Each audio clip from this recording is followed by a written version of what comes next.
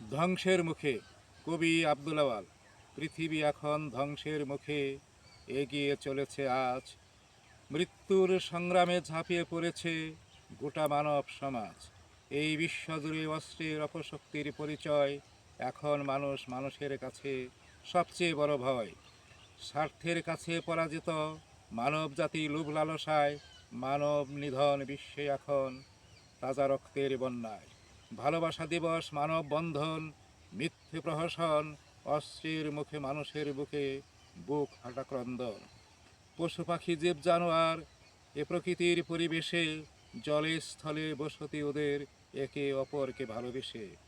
গায়ের বুকে হয়েছে শহর শ্বেতা বহুতল বাড়িঘর। মানুষ এখন কলের যন্ত্রে চলে চাকায় করিয়া ভর। কারখানারি কলের আকাশ যখন কালো, জ্যোৎস্না রাতে যায় না দেখা পূর্ণিমার ওই আলো। নদীমাতৃক দেশটি আমার, কোমল তাহার জল, সেই নদীতে বয়ে এখন নোংরা পানির কল। বায়ু দূষণ পানি দূষণ ও ভাই, মানুষ মূলে তার এমনিভাবে চলে যদি এই পৃথিবী থাকবে নাহি আর।